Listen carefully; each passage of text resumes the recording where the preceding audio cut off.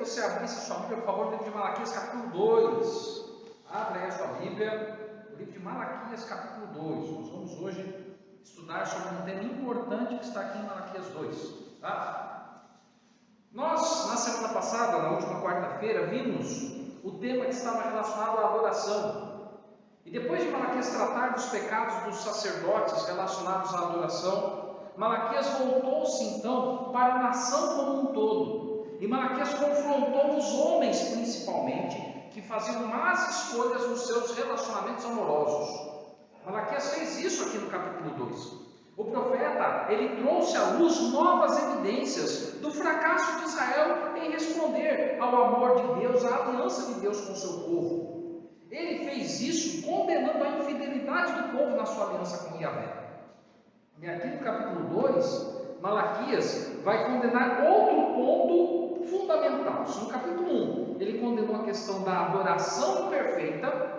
No capítulo 2, são os relacionamentos amorosos que ele busca condenar. Existem dois erros que nós vamos ver nesta noite que Malaquias apresenta entre o povo de Deus. O primeiro erro era o casamento com pagãs estrangeiras. Ou seja, o primeiro erro é aquilo que nós chamamos de julgo desigual. Esse é o primeiro erro. Já o segundo erro era o divórcio. Os homens que eram casados com mulheres judias se divorciavam dessas mulheres. E esse é o segundo erro que o profeta aponta. Malaquias então estava preocupado com o efeito imediato dessas duas condutas, tanto do julgo desigual quanto do divórcio entre judeus. Qual seria o efeito imediato? Na visão de Malaquias, seria idolatria que iria corromper a aliança totalmente. E essa idolatria corrompeu a aliança no passado, por isso o povo foi cativo em Babilônia durante 70 anos. E a preocupação de Malaquias era o povo voltar aos velhos caminhos e desta forma, um dia voltar novamente a ser cativo de outros povos. Então Malaquias chama o povo para o arrependimento, para que o povo não caia novamente nas armadilhas de Satanás, os pecados de Satanás. E ele busca lembrar isso ao povo aqui em Malaquias, capítulo 2, a partir do verso 10 até o 16. Eu vou ler agora 2, 10 a 16, e nós vamos dividir esses versos em duas partes para tratarmos dos dois problemas. Eu gostaria que você acompanhasse comigo a leitura. Aqui fala assim, capítulo 2 do livro de Malaquias, a partir do verso 10 diz: Não temos nós todos o mesmo Pai? Não nos criou o mesmo Deus? Por que seremos desleais uns para com os outros, profanando a aliança dos nossos pais? Judá tem sido desleal e abominação se tem cometido em Israel e em Jerusalém, porque Judá profanou o santuário do Senhor, o qual ele ama, e se casou com a adoradora de Deus estranho. O Senhor eliminará das tendas de Jacó o homem que fizer tal, seja quem for, e o que apresenta ofertas ao Senhor dos Exércitos. Ainda fazeis isto: cobris o altar do Senhor de lágrimas, de choro e de gemidos, de sorte que ele já não olha para a oferta, nem aceita com prazer a oferta de vossa mão. E perguntais, por quê? Ou seja, por que o Senhor não aceita? Porque o Senhor foi testemunha da aliança entre ti e a mulher da tua mocidade, com a qual tu foste desleal, sendo ela a tua companheira e a mulher da tua aliança. Não fez o Senhor mesmo que havendo nele um pouco de espírito? E por que somente um? Ele buscava a descendência que prometera. Portanto, cuidai de vós mesmos, e ninguém seja infiel para com a mulher da sua mocidade. Porque o Senhor, Deus de Israel, diz que odeia o repúdio, e também aquele que cobre de violência as suas vestes, diz o Senhor dos Exércitos. Portanto, cuidai de vós mesmos, e não sejais infiéis. Esta é a palavra do Senhor através da boca de Malaquias. Um dos versos, aqui o verso 15, um dos versos mais difíceis de se interpretar em todo o Antigo Testamento. Mas hoje nós vamos então estudar um pouco sobre essa palavra. Quando você vê aqui a delimitação dos versos versos 10 a 12, aqui fala exatamente do casamento com mulheres pagãs, ou seja, do jugo desigual. Uma das obrigações do pacto de Deus com Israel, uma das obrigações da parte de Israel era se abster do casamento com estrangeiros. Eu gostaria de ler duas passagens com você que nos mostram isso. A primeira está no livro do Êxodo. Por favor, vamos comigo até o livro do Êxodo. O livro do Êxodo, você sabe, é o segundo livro da Bíblia, fácil de achar. Capítulo 34, Êxodo capítulo 34, verso 16. E logo depois iremos para Deuteronômio, para vermos a outra passagem que fala sobre esse assunto. Êxodo 34, 16, a Bíblia, a palavra de Deus diz assim. Aqui diz: e tomes mulheres das suas filhas para os teus filhos, e suas filhas, prostituindo-se com seus deuses, façam que também os teus filhos se prostituam com os seus deuses. Ou seja, o plano de Deus era: tome mulheres de suas filhas para os teus filhos. Porque se eles tomassem mulheres, filhas que se prostituem com outros deuses, as mulheres levariam os homens a se prostituírem também. Por isso que Deus era contra o jugo desigual. Deus queria que o povo adorasse as famílias sendo unidas, marido e mulher, com a mesma crença. Em Deuteronômio isso se repete, capítulo 7. Eu gostaria que você abrisse aí a tua Bíblia, por favor. Deuteronômio capítulo 7, versos 3 e 4, diz assim, nem contrairás matrimônio com os filhos dessa nação, não darás tuas filhas a seus filhos, nem tomarás suas filhas para os teus filhos, pois elas fariam desviar teus filhos de mim, para que servissem a outros deuses, e a ira do Senhor se acenderia contra vós outros, e depressa vos destruiria. Esta passagem, ela mostra algo muito importante para nós.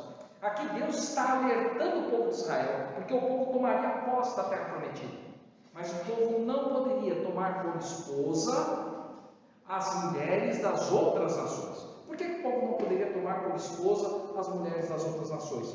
Aqui fala claramente o porquê. Eles não deveriam fazer isso, por quê? Porque, verso 4, elas fariam desviar os teus filhos de mim, para que servissem a outros deuses, e a ira do Senhor se acenderia contra vós outros depressa e vos destruir.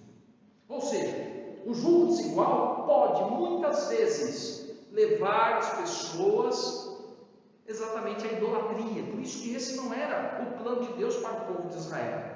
Quando os hebreus saíram do Egito, você pode observar, em especial em Êxodo, e eu gostaria que você depois lesse aí no livro do Êxodo, que um misto de gente saiu com o povo de Israel. Vamos ler só uma passagem, Êxodo capítulo 12.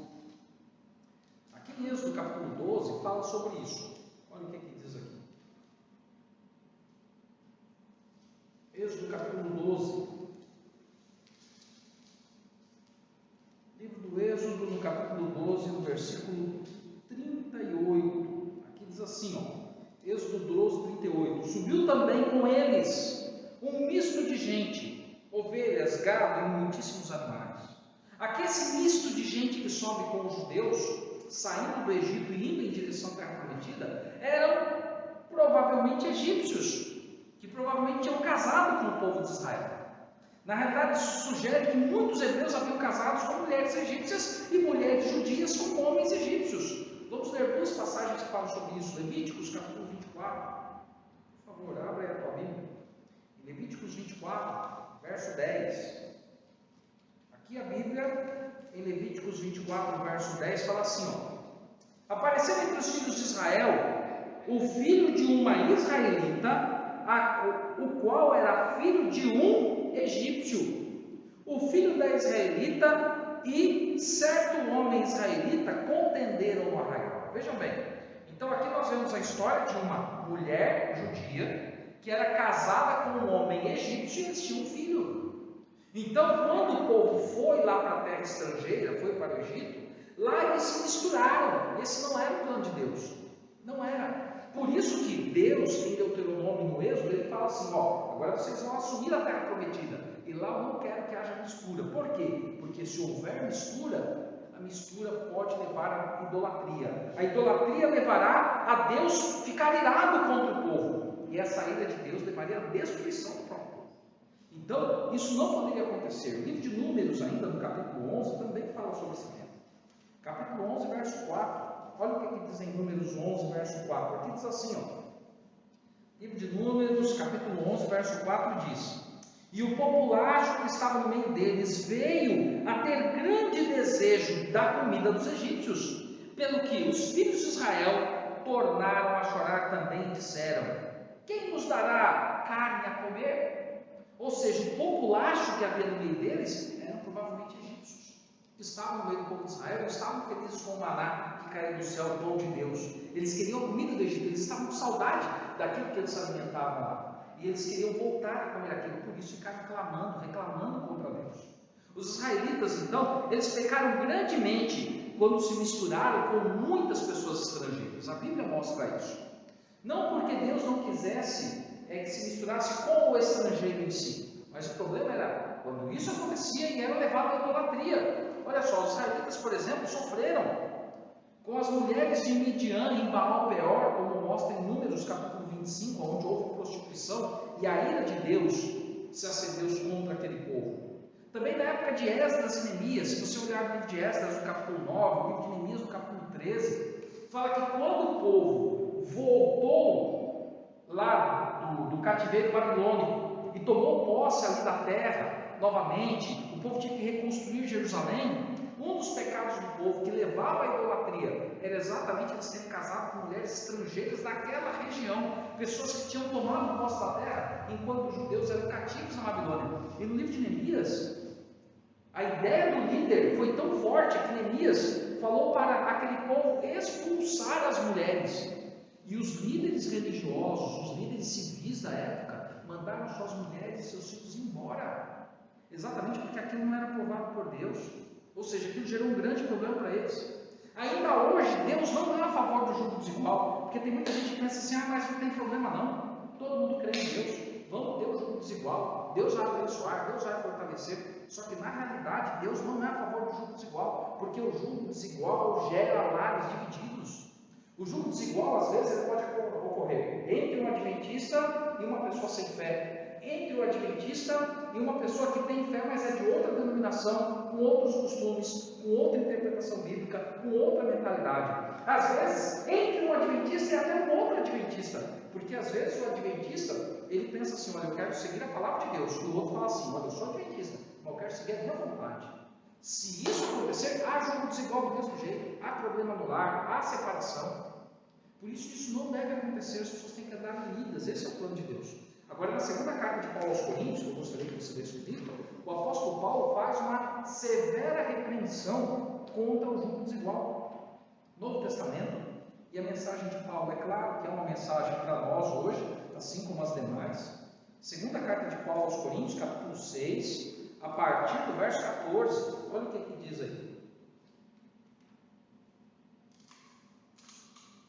Aqui diz assim, ó. Segunda carta de Paulo aos Coríntios, capítulo 6, a partir do verso 14, diz assim, ó: Não vos ponhais em jugo desigual com os incrédulos, porquanto que sociedade pode haver entre a justiça e a iniquidade? Ou que comunhão da luz com as trevas? Que harmonia entre Cristo e o maligno? Ou que união entre o crente e o incrédulo? Então a palavra de Paulo ela é muito clara aqui nesses versos. Aqui continua dizendo, verso 16: Que ligação há entre o santuário de Deus e os ídolos? Porque nós somos santuário do Deus vivente, como Ele próprio disse: habitarei e andarei entre eles, serei seu Deus e eles serão meu povo. Por isso, retirai-vos do meio deles, separai-vos, diz o Senhor, não toqueis em coisa impura, e eu vos receberei. Serei vosso Pai, e vós serei para mim filhos e filhas, diz o Senhor Todo-Poderoso. Então, a realidade que nós podemos ver nesses versos é que Deus não era a favor do jugo desigual. Nunca foi. Nunca foi. Por quê? Porque não há comunhão entre luz e trevas. O problema era a objeção de casamentos mistos. O problema de Deus era a raça das pessoas. Não era. O problema de Deus não era a raça. Porque houve casamentos mistos que Deus aprovou. Você quer ver o exemplo? O casamento de Ruth com Obed. Deus aprovou. Era um casamento misto. Mas por que Deus aprovou? Porque Ruth tinha entregue a vida a ele. Ruth falou para Noemi: para Noemi assim: o seu Deus é o meu Deus, o seu povo é o meu povo. E ela viveu realmente e seguiu a Deus. Tanto que ela acabou sendo a avó do principal rei de Israel, que foi Davi. Ela é uma das pessoas que está lá na genealogia de Jesus. Jesus é descendente de Ruth. E de Obed, não, de Boaz. Obed era o pai de Jessé, né? Obed, Boaz e Ruth tiveram Obed, Obed teve Jessé, Jessé teve Davi. Então a gente confunde. Mas quando Ruth e Boaz tiveram o relacionamento, Deus não foi contra, mesmo ela sendo estrangeira. Por quê? Porque Ruth era uma mulher fiel a Deus. Ela já tinha prometido isso para Noemi. Então o problema de Deus não é o brasileiro casar com o estrangeiro. Não é o problema. O paulista casar lá com o peruano. Não é o problema. O problema de Deus não é esse. O problema de Deus é julgo desigual na fé. Esse é o grande problema que Deus coloca aqui para nós, né? O problema é para nós, na verdade, não para Deus, mas é para nós. Então a prática de casamentos mistos estava repleta de consequências tão graves para a unidade religiosa e social do povo de Israel como uma comunidade, que o profeta, ele disse que aquelas pessoas, elas não deveriam fazer isso de jeito nenhum. Aquilo era abominável para o Senhor. Por quê? Porque aquilo levaria à idolatria, à impureza, levaria a rituais irregulares, à violação da lei moral de Deus. Por isso que Deus não era a favor do jugo desigual. Além disso, o fato de que Deus amou Israel, porque Deus era seu pai, a gente já leu aqui, quando você volta lá para Malaquias, no capítulo 2, você vê aqui, né, no verso 10, ele diz assim, o profeta diz: não temos nós todos o mesmo pai, que é Deus? E aqui, no capítulo 1 de Malaquias, verso 2, Deus diz assim: eu vos tenho amado. Ou seja, pelo fato de Deus amar Israel, Deus não queria que Israel fosse infiel, que Israel traísse a Deus violando o pacto, porque o pacto era: não se aproxime, não case com um estrangeiro, com um idólatra. Esse era o pacto de Deus com o seu povo. Essa traição, então, era definidamente delineada exatamente pelo casamento com estrangeiros. Mas somente depois que o profeta chamou a iniquidade para ela, é que o povo começou a se atentar. Por quê? Porque o povo não estava ligando para a lei de Deus, como muitos hoje não ligam para a lei de Deus. E muitas vezes só ligam quando começam a passar por problemas no lar, por problemas na família, por problemas no casamento, e daí começam a ficar preocupados, né? Aí se preocupam. Às vezes todo mundo acha isso inofensivo, casar com uma pessoa com outra fé. Mas daí na hora que o tempo vai passando é que você vê os problemas que isso gera. Então o profeta ataca o próprio coração do pecado do povo de Israel quando ele fala sobre essa infidelidade que era uma ruptura com a aliança de Deus. A infidelidade realizando julgo desigual. O profeta ele ataca o coração do pecado de Israel. Ele mostra que era falta de fidelidade a Deus o julgo desigual. Então o profeta ele foi bem claro. O profeta, irmãos, ele não escolheu fazer uma mensagem para passar a mão na cabeça dos israelitas. Não, ele fez uma mensagem de repreensão, exatamente porque Deus ama o seu povo. E porque Deus quer o melhor do seu povo. Deus não quer o sofrimento do povo. A repreensão não vem porque Deus odeia o povo, mas porque Deus quer o melhor para o povo. Então Deus ordenou a Israel que Israel fosse um povo separado. Não porque Israel fosse melhor do que qualquer outra nação, mas porque Deus tinha reservado para eles uma tarefa especial, que era ser uma bênção para todos os povos. Qualquer coisa que quebrasse esse propósito de Deus, de Israel ser uma bênção, seria uma maldição para o povo, porque poderia impedir até o próprio nascimento do Messias. Se o povo se desviasse totalmente dos caminhos de Deus, o Messias não viria de Israel, viria de outro povo. Então Deus queria que a sua promessa, a sua profecia se cumprisse. E por isso que era importante a fidelidade. Hoje, Deus também quer que você e eu sejamos fiéis à aliança. Então busque escolher uma pessoa fiel. E daí você pode dizer assim: mas eu casei com uma pessoa que não era adventista e meu casamento está muito bem, está uma bênção, graças a Deus. Pode ser que essa pessoa não fosse adventista, mas às vezes ela tinha realmente o coração entregue nas mãos de Deus. E pode ser que essa pessoa se tornou adventista com o tempo, porque ela tinha algum temor de Deus. Ou pode ser até que a sua fé foi grande, Deus tocou no coração da pessoa, ela abriu o coração, ela viu o teu exemplo, e tudo foi mudado. Mas pense nos momentos que você sofreu por causa do jugo desigual. porque o jugo desigual leva ao sofrimento. Não esqueça disso. Além disso, o outro ponto aqui nos versos que nós analisamos, os versos 10 a 12, falam sobre o jugo desigual. A partir do verso 13, fala sobre o divórcio. E agora nós vamos falar sobre outro problema que quebrava a aliança. Problema 1, quebrava a aliança, jugo desigual. Problema 2, divórcio. Vamos falar agora sobre o divórcio. E Deus, ele foi muito enfático através de Malaquias com relação ao divórcio. Aqui fala que no verso 13, por exemplo, diz assim: ainda fazeis isso, cobri o altar do Senhor de lágrimas, de choro, de gemido, de sorte que ele já não olha para a oferta, nem a aceita com prazer das vossas mãos. Ou seja, aqui mostra, que eles choravam na presença de Deus, mas eles choravam na presença de Deus sem abandonar os pecados. E aí Deus não ouve a oração mesmo, porque a oração de quem não é fiel à lei de Deus, diz no livro de Provérbios, que é abominável na presença de Deus. Então, não adianta eu chegar na presença de Deus, chorar e viver uma vida de pecado. Não adianta eu chegar na presença de Deus, chorar, mas estar vivendo um jugo desigual, como os israelitas viviam, quebrando a aliança. Não adianta eu chegar na presença de Deus e chorar, mas estar planejando o divórcio da minha esposa ou do meu marido. Isso não resolve nada. É isso que está dizendo aqui. Ou seja, os pecados deles faziam com que eles até orassem, mas a oração não era sincera e Deus não atendia a oração. Ou seja, na falta de encontrar verdadeiramente a Deus, eles só ficavam questionando: por que o Senhor não aceita a nossa oferta? Em vez de eles se entregarem plenamente, eles questionavam o porquê de Deus, mas não olhavam para o porquê de suas próprias falhas. E na realidade Malaquias, ele responde aqui, e ele diz assim, porque o Senhor testemunhou a aliança entre você e a esposa da tua juventude. É o que nós podemos ver aqui no verso 14, que diz assim: e perguntais por quê? Por que Deus não ouve? Por que Ele não atende? Por que Ele não aceita? Sendo que levamos sacrifício, choramos na presença dEle. E aí Malaquias diz, verso 14: porque o Senhor foi testemunha da aliança entre ti e a mulher da tua mocidade, com a qual tu foste desleal, sendo ela tua companheira e a mulher da tua aliança.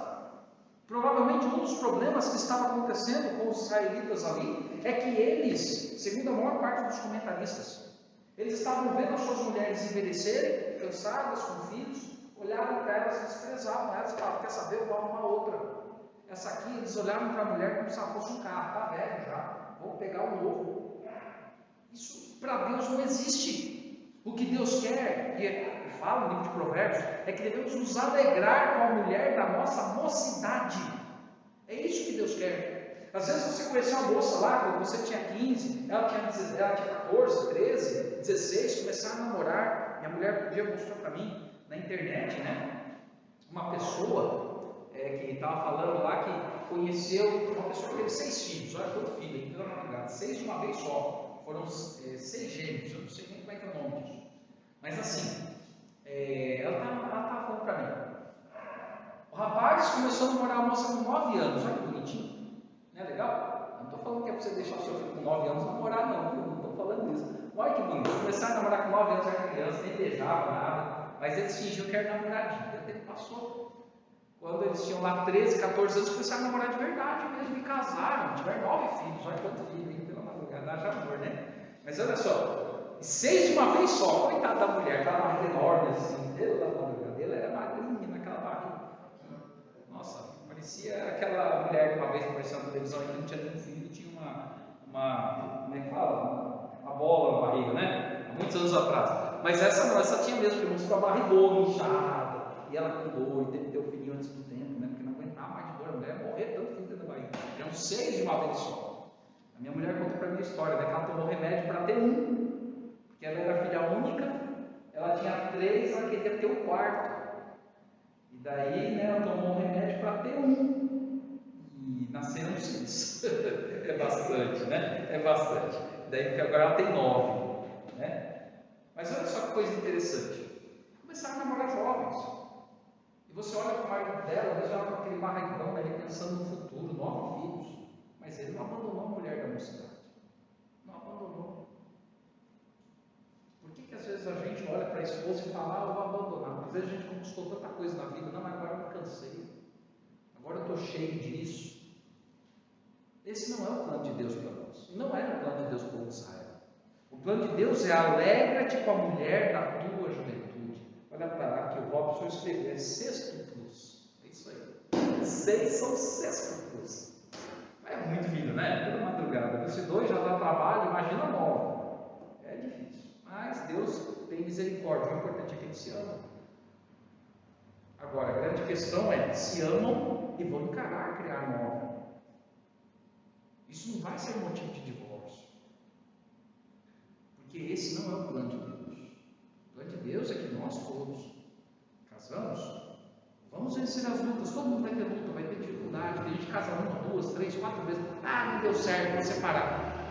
Sempre vai ter problema no casamento, porque casamento é entre ser humano diferente, então tem luta. Agora, se Deus estiver presente, Deus vai dar poder e força para vencer a luta. Deus vai dar sabedoria para vencer. Mas o povo de Israel não estava entendendo isso. Por isso que Malaquias teve que repreender o povo. Então Malaquias ele foi chamado naquele momento para isso. Ele falou assim: o Senhor é a testemunha de que vocês estão quebrando a aliança. A referência à esposa da juventude, que nós falamos aí, indica que as esposas judias estavam ficando, como eu disse, idosas, né? Estavam sendo postas de lado pelos maridos, que olhavam a garotinha mais nova, a nova mocinha da rua, e falavam: agora eu quero, tem carne nova aí. O que é isso? Parar com esse negócio. Ou se não, olhava até para as mulheres estrangeiras, né?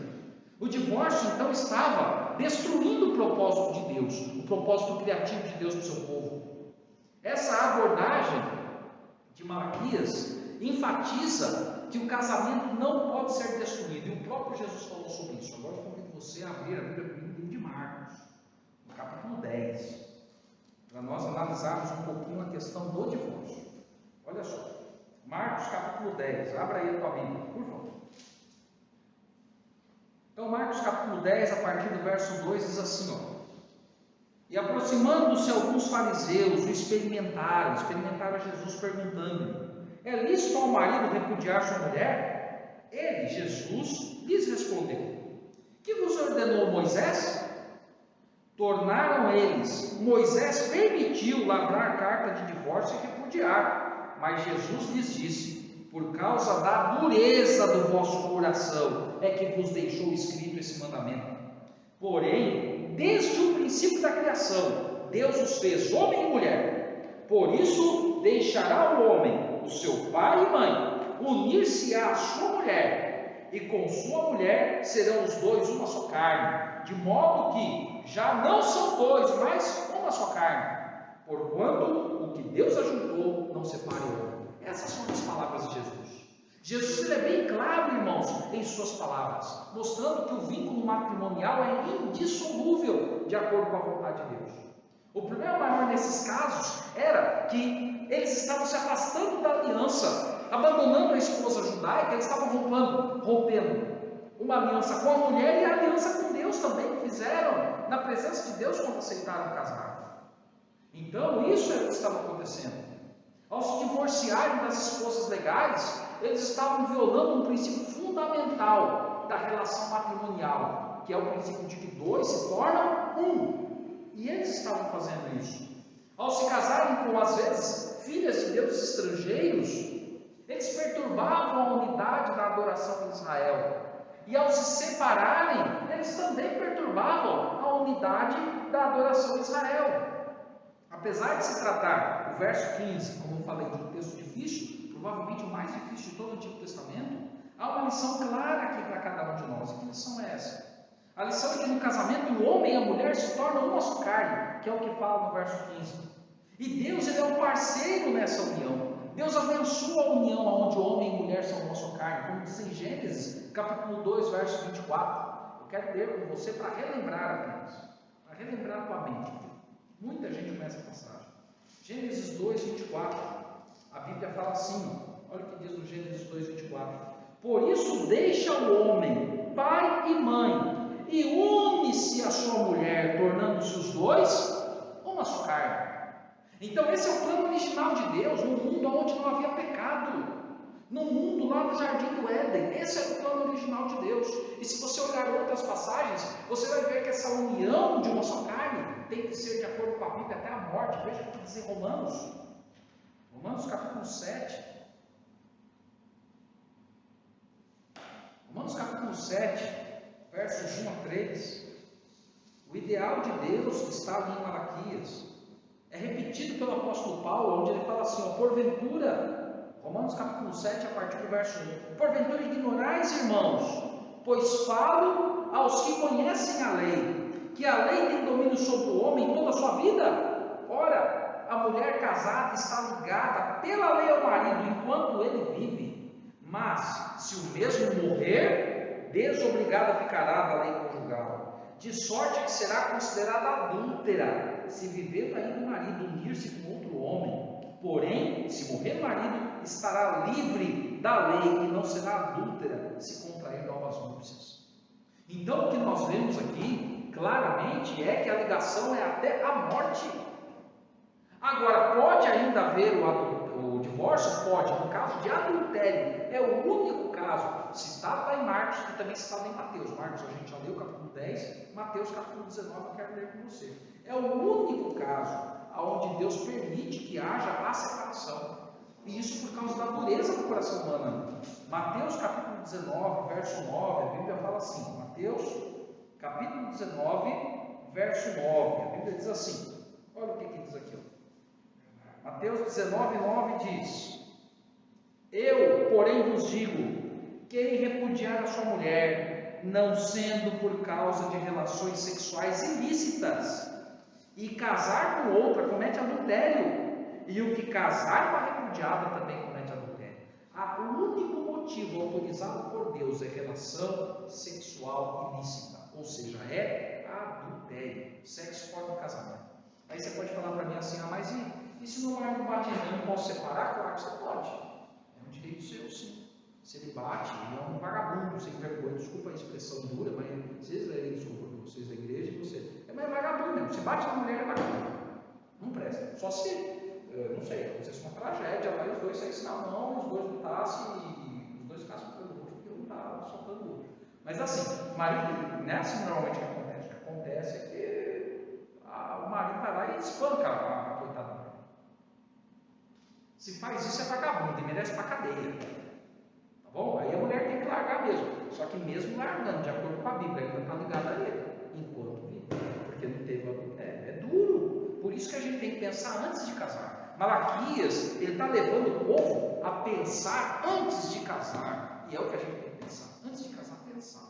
Agora, casou, já tem filho? Agora pede força para Deus, para permanecer casado até o dia da volta de Jesus, com fidelidade, com respeito, com amor, sem agressão, sem xingamento.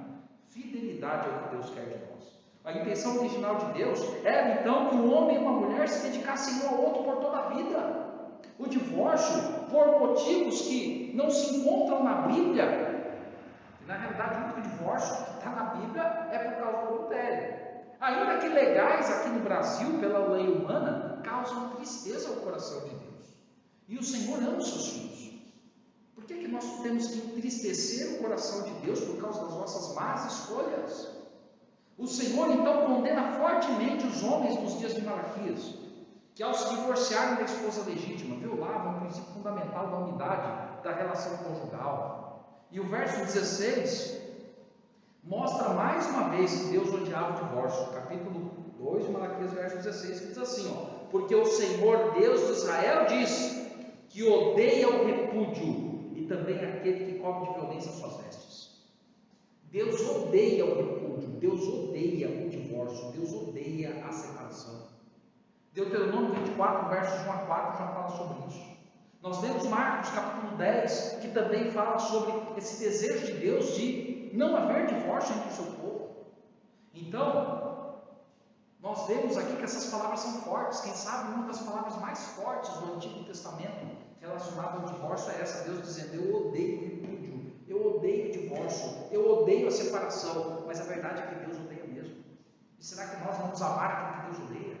Se somos filhos de Deus, nós temos que amar aquilo que Deus ama e não aquilo que Ele odeia. Em um mundo como o de hoje, onde o divórcio é desenfreado, dizem que metade dos casamentos hoje chegam ao divórcio, a verdade de que Deus odeia o divórcio exige consideração constante de cada um de nós, porque estamos numa cultura onde as pessoas vivem, como eu disse aqui outro dia, igual o programa antigo do Jô Soares, casa separa, casa separa, casa separa. Hoje as pessoas vivem assim, infelizmente, principalmente as celebridades que influenciam pessoas. Pois Deus ele demonstra através da boca do profeta Malaquias uma desaprovação total a essa prática. Então, com relação a isso, nós podemos ver que o plano de Deus é dois se tornarem uma só carne. E na hora da escolha, que haja julgo igual, que os dois busquem juntos a presença de Deus. Para terminarmos, em termos de ética e de moral, há muitas coisas na sociedade que são legais no nosso mundo, no nosso país, no nosso planeta, porém não são bíblicas. Não é porque o governo e a justiça provam que a Bíblia prova também. Noivas e noivos devem se lembrar a cada dia de que em todo casamento Deus está presente como uma testemunha visível. Isso está aqui em Malaquias 2,14, quando diz assim, porque o Senhor foi testemunha da aliança entre ti e a mulher da tua mocidade. Deus é a testemunha, mesmo que não seja o casamento feito aqui na igreja, mesmo que não seja o casamento feito lá no cartório, mesmo que seja um homem e uma mulher se unindo só para juntar os trapos. Vamos juntar os trapos hoje, beleza. Deus está presente ali. Deus é a testemunha. Porque na época do povo judeu, não sei se tinha cartório, eu acho que não. E eu acredito que lá também não tinha pastor nem padre fazendo casório. Pelo menos entre muitos deles. É claro que existia casamento entre os judeus também, né? Casamento com cerimônia, mas muitos não tinham isso. Às vezes tinham pensado no máximo uma oração, mas Deus estava ali presente. Não tinha casamento. Hoje tem casamento badalado. Vamos alugar um sítio, vamos alugar um salão, faz uma festona, gasta 30 mil reais, 6 meses depois você paga. E por quê? Por causa da dureza do coração humano. Porque as pessoas escolhem não seguir o plano de Deus, mas seguir suas próprias vontades egoístas. Siga a vontade de Deus, porque Deus é a testemunha invisível e que quer se fazer visível na vida do casal, se o casal buscar a presença dele. O desejo de Deus é fugirmos do jugo desigual e também do divórcio. Em Malaquias nos chama a fidelidade a uma aliança com Deus e a aliança com o nosso semelhante. Através de casamentos ungidos pela presença de Deus no passado, quando escolhemos a pessoa com quem queremos namorar, pela presença de Deus no presente, quando mesmo em meio a lutas, Deus nos dá força para vencermos o casamento e termos a presença de Deus futura, com um casamento que perdura por toda a eternidade, para a honra e glória de Jesus. Então, nesta noite eu faço um convite a você. Seja fiel à aliança de Deus. Malaquias fez esse convite há aproximadamente 2.500 anos atrás. Para que o povo de Israel não voltasse a sofrer, o povo deveria viver em um jugo fiel, ou seja, escolher pessoas com a mesma crença para casar. E o povo deveria casar para sempre. Dois se tornarem uma só carne. Esse é o plano de Deus para você e para mim hoje. Teremos desafios? Teremos. O inimigo vai nos tentar? Vai. Ele vai tentar nos destruir, com certeza. Mas Deus é maior que o inimigo. E Deus quer fazer de você e de mim vencedores para a honra e glória. Então aceite o plano de Deus. Nesse momento nós vamos